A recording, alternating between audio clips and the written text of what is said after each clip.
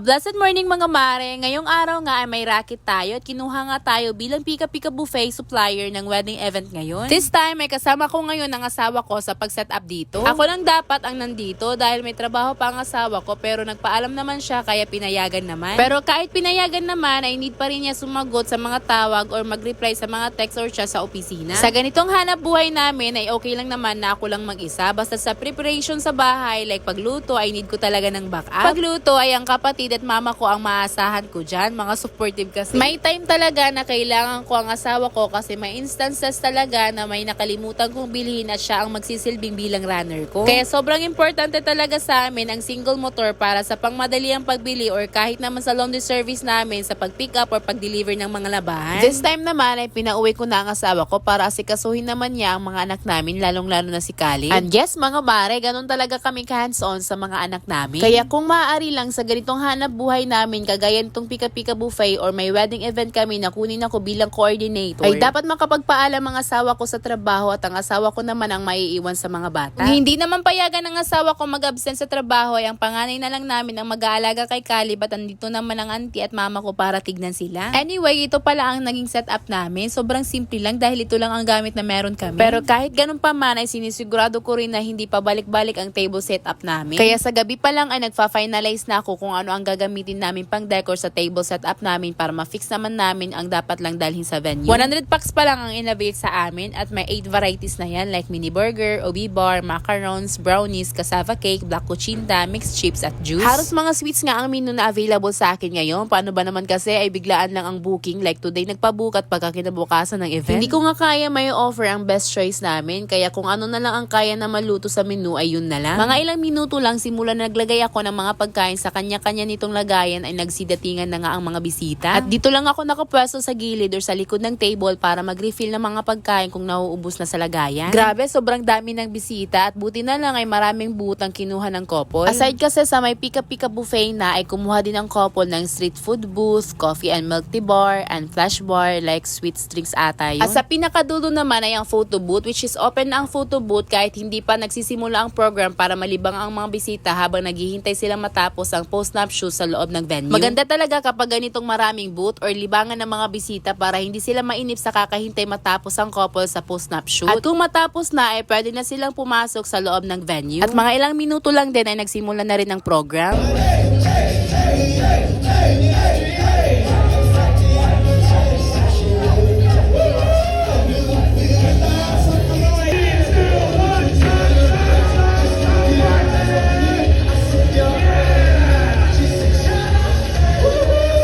At nandito na nga ang asawa ko. Actually, naubos na ang pagkain at kinakain naman ng asawa ko ang mga tira-tirang chips. Basta sa ganitong mga oras na or nagsimula na ang program at dinner time na nga ay pwede na kami magligpit. Kaya tatawagan ko na lang ang asawa ko sa bahay kung magliligpit na kami para bumalik siya dito at para tulungan niya ako. Sa dinner naman ay lahat ng suppliers ay kasali sa buffet kaya kaming mag-asawa ay dito kami magdi-dinner. Pero minsan ay may couple din na hindi inaalaw ang mga suppliers kumain sa buffet. Ang ginagawa na lang ay may ibang pagkain lang kami na nakapack lunch lang. Na-appreciate ko naman ang mga feedback ng mga bisita kanina. Masarap daw at humingi pa nga ng Facebook page namin. Ito naman si sir ay nagtanong kung magkano daw ang packages namin. At in-explain ko naman kung magkano, ilang varieties at ilang pieces every variety. So kapag ganitong may nagtatanong ay na-expect ko talaga sa sarili ko na nagustuhan nila ang pagkain at ang service namin, di ba?